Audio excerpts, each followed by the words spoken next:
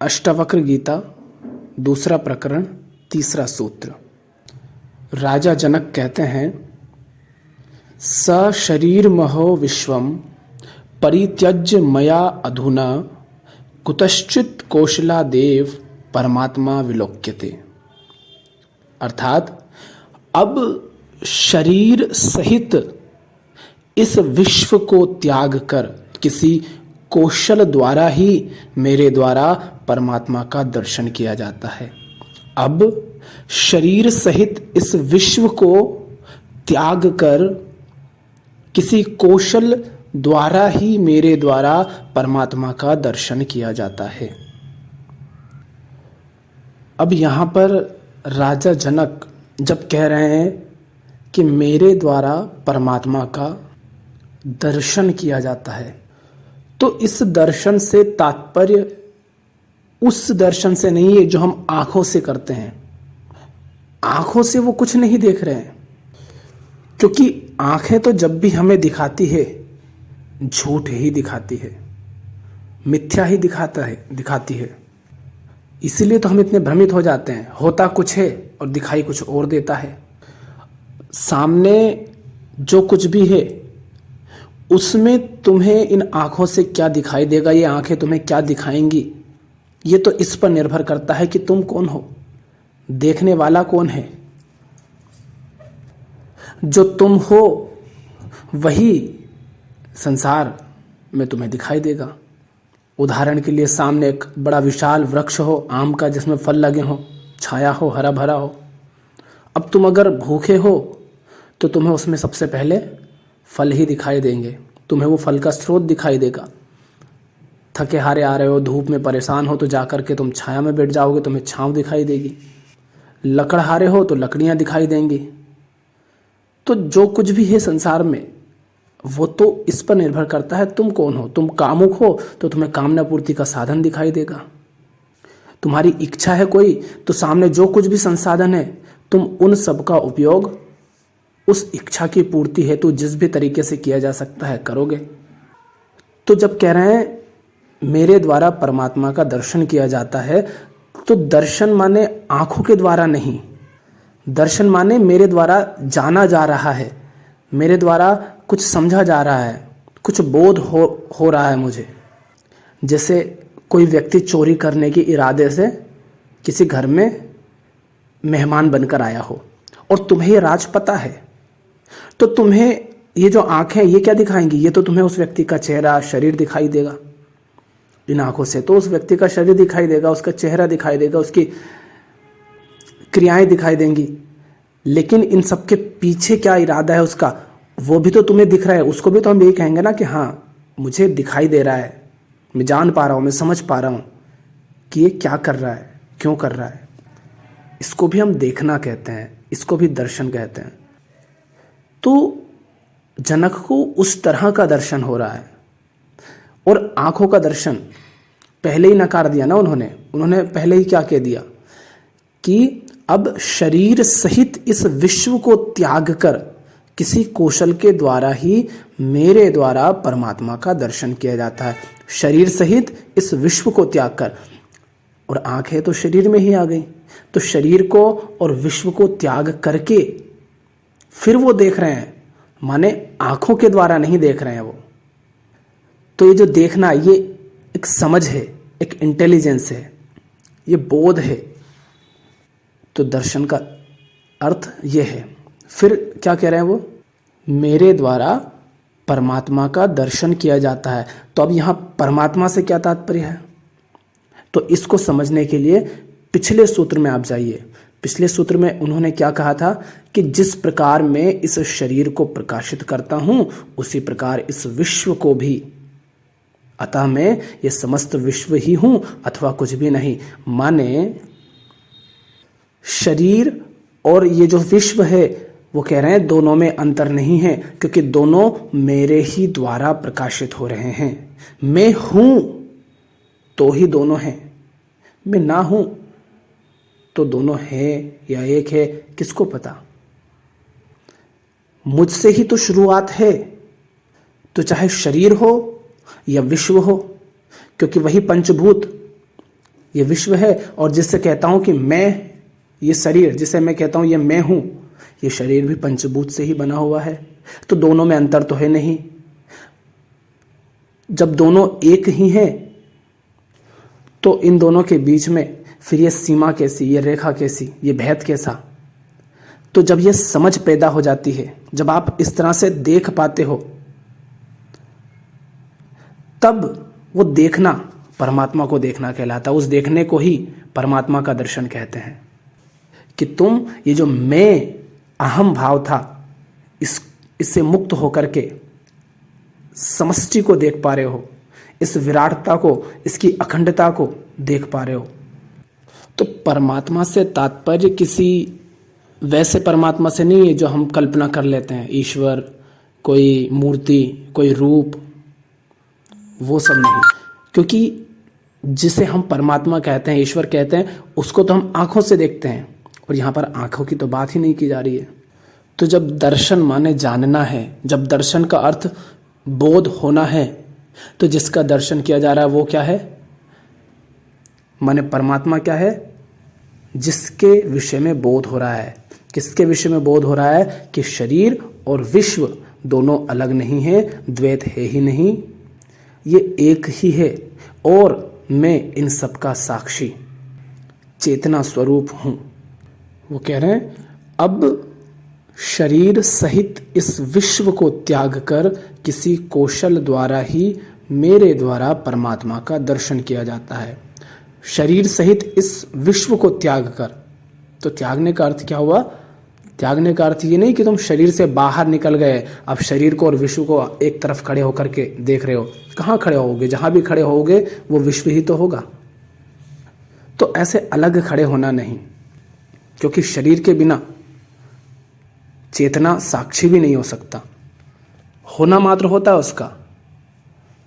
पर जब चेतना मात्र है तो उसे तो अपने होने का भी बोध नहीं, वो यह भी नहीं कहता कि मैं हूं। शरीर के साथ ही ये देख पाना कि मैं शरीर से अलग हूं, क्योंकि शरीर और विश्व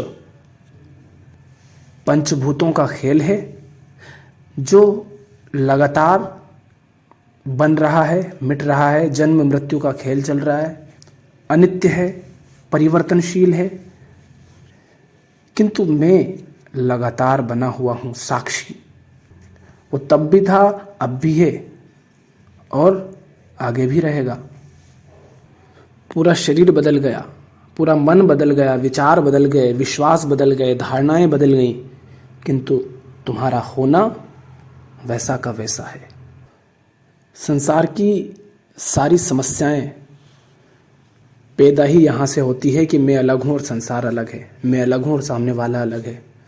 दूसरा तुमसे अलग है ही नहीं, दूसरा है ही नहीं। अगर ऐसा जान जाए तो दुनिया में कोई भी समस्या कैसे होगी? कोई भेदभाव, कोई शोषण, कोई अत्याचार कैसे होगा?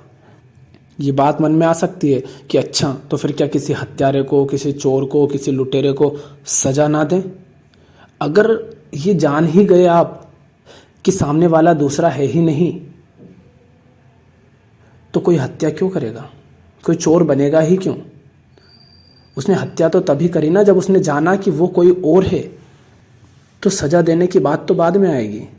लेकिन ये अहंकार है जो स्वयं को संसार से अलग मानता है।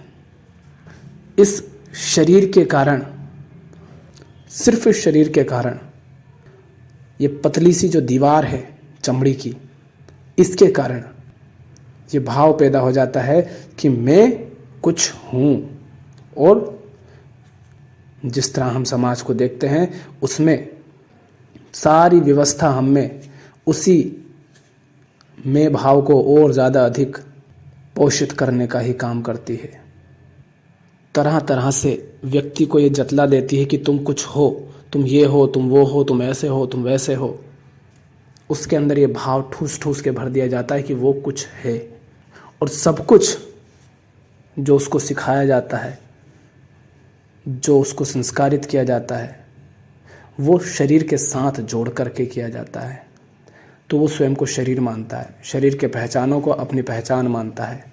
और अज्ञान के कारण चूंकि इतनी समझ नहीं होती कि उस सूक्ष्म अभेद को देख पाए कि कुछ भी अलग नहीं है।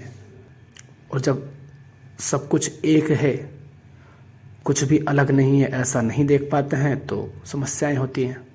चाहे घर की समस्याएं हों, समाज की समस्याएं हों, दो देशों के बीच जो लड़ाइयाँ होती हैं वो समस्याएं हों, कुछ भी हों, सबका कारण यही है कि हम स्वयं को और संसार को अलग अलग मानते हैं और शरीर के साथ तादाद में कर लेते हैं। और जनक क्या कह रहे हैं आगे? वो कह रहे हैं शरीर सहित इस विश्व को त्याग कर किसी कौशल द्वारा ही मेरे द्वारा परमात्मा का दर्शन किया जाता है। किसी कौशल द्वारा। ये क्या है? ये आपके जानने से नहीं बोध घटेगा, आपकी इच्छा से बोध नहीं घटेगा, क्योंकि इच्छा तो आप उसकी कर सकते हैं ना जो ज्ञात है। इच्छा माने ज्ञात। आप किसी ऐसी चीज की इच्छा नहीं कर सकते, कल्पना नहीं कर सकते जो ज्ञात नहीं है। तो इच्छा तो उसी की होगी ज्ञात की। लेकिन जब ये बोध घटता है, जब ये समझ पैदा होती है, जब कोई बात कौंध जाती है, तब कैसे, किस कौशल से तुम उस अखंडता का दर्शन कर पाते हो। पर याद रखना, दर्शन माने फिर से वैसा दर्शन नहीं जैसा हम सोचते हैं। तो वो दर्शन तुम्हारे चाहने से नहीं होता है, बस तुम तैयारी कर सकते हो। और वो बोध फिर जानते जानते अपने आप घटता है। सुना होगा ना, कई तरह के वैज्ञानिक आविष्कार होते हैं, और वो आविष्कार ऐसे हुए कि जब वो खूब मेहनत कर चुके हैं, जितनी वो अपनी अकल, अपनी बुद्धि, अपने तर्क लगा सकते थे लगा लिया, सारा प्रयास कर लिया, और जब नहीं हुआ तो उनको वहीं छोड़ दिया। और जब बिल्कुल उनका मन शांत हो गया तो अचानक कोई बात कौंधती है, कुछ घटता है, कुछ समझ आता है, कुछ दिखाई पड़ता है, कुछ वो जानते हैं, लेकिन वो उनकी कोशिश से नहीं हुआ। कोशिश मन के द्वारा करते हो, और उनका मन जब शांत हो जाता हो गया, तब उन्हें कुछ बात समझ आ गई। क्यों? क्योंकि मन जब तक प्रयास कर रहा है तो उसके सारे प्रयास ज्ञात के क्षेत्र में होगा, वो अज्ञात में प्रवेश कर ही नहीं पाएगा। अज्ञात में प्रवेश करने का अर्थ है कि मन ये जान गया कि उसके सारे प्रयास केवल ज्ञात के अंदर ही हो सकते हैं। पहले उसने बहुत प्रयास किए, किंतु अंत में ये जान गया कि अज्ञात में वह प्रवेश नहीं कर सकता। और ये जानने के कारण ही, ये जानने के द्वारा ही वह शांत हो जाता है। शांत होने का प्रयास नहीं किया मन ने, मन ये जान गया कि वो अज्ञात में प्रवेश कर ही नहीं सकता, इसलिए वो शांत हो गया। शांत होने की कोशिश नहीं की, क्योंकि शांत होने की कोशिश करना अपने आप में एक प्रयास हो जाता है, तो शांत कैसे होगा? तो जब मन शांत हो जाता है सारी कोशिशें कर लेने के बाद, तब कहीं वो घटना घटती है जिसमें कुछ ऐसा आप जानते हैं जो आपके चाहने से आप नहीं जान पाते हैं। अब राजा जनक भी बहुत पहले से सारे ग्रंथ, शास्त्र और न जाने क्या क्या जाना, पढ़ा, सुना, समझा, प्रयास सारे किए, लेकिन अष्टावक्र ने कुछ सूत्र बोले 19-20, उन्होंने बस इशारे किए, उन्होंने कुछ संकेत किए, ऐसा ऐसा ऐसा, और कोई बात राजा जनक को कौंध गई। और अब जो राजा जनक बोल रहे हैं वो बस ऐसे कह सकते हो कि जो दर्शन उन्हें हो रहा है उसको वो अलग अलग तरीके से बस बता रहे हैं कि देखो ऐसा है, देखो ऐसा है। वो सत्य नहीं बता रहे हैं, सत्य के बारे में बताने का प्रयास कर रहे हैं, कुछ इशारे कर रहे हैं। तो अपने दैनिक जीवन में अपने कर्मों के प्रति, अपने भावों के प्रति, अपने विचारों के प्रति सजग रहो, उनके प्रति ईमानदार रहो। जो हो रहा है उसमें ईमानदार रहो। विश्व में और स्वयं माने इस शरीर में जो भेद खड़े कर रखे हैं उन भेदों को हटाते चलो, दोनों को एक साथ देखो और फिर देखो कि वो दोनों अलग है ही नहीं, वो दो है ही नहीं और तुम इसके साक्षी हो। तुम देख रहे हो, इसलिए तुम अलग क्यों हो? शरीर और विश्व एक हैं और तुम दोनों से भिन्न क्यों हो? क्योंकि तुम तो उनका दर्शन कर रहे हो एक साथ। तुम लहर को और समुद्र को एक साथ देख रहे हो और तुम अगर देख रहे हो तो देखने वाला तो दृश्य से अलग हुआ। जैसे आँख स्वयं आँख को नहीं देख सकती, वैसे ही जब तुम ये सब देख रहे हो तो तुम जिसे देख रहे हो तुम उससे अलग हो। किसी ने कहा था, अच्छा दर्पण में हम आँख को देख सकते हैं। अरे भाई, हम दर्पण में आँख को नहीं देखते, आँख की छवि को देखते हैं। और आँखें तो मुर्दे की भी होती है, इससे वो देखता तो नहीं है। आँखों के पीछे वो जो चेतना है, वो जो देखने वाला है, उसे थोड़ी ना देख पाते हो आप। देखता वो है, वो स्वयं थोड़ी ना अपने आप को देख पाता है।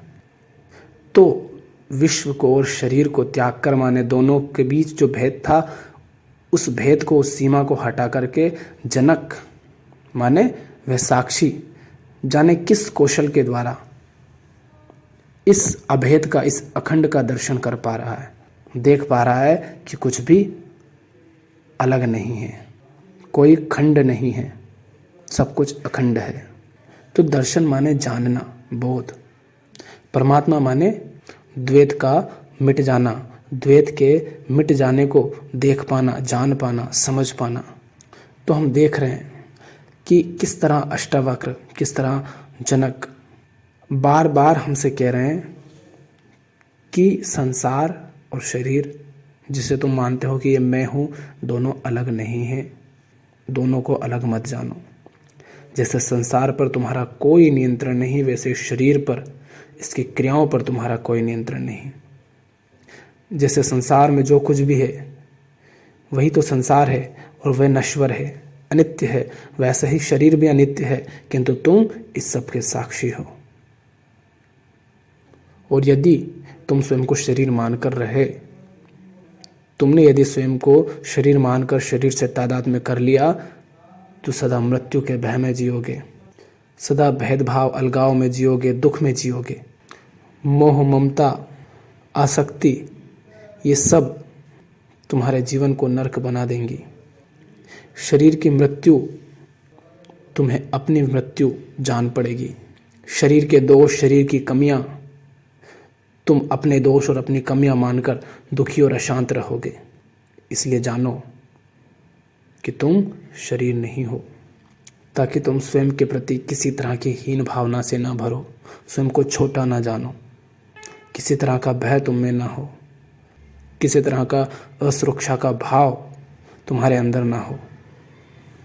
इसलिए संसार और शरीर की अखंडता को जानना और स्वयं को उसका साक्षी जानना जीव के लिए आवश्यक हो जाता है।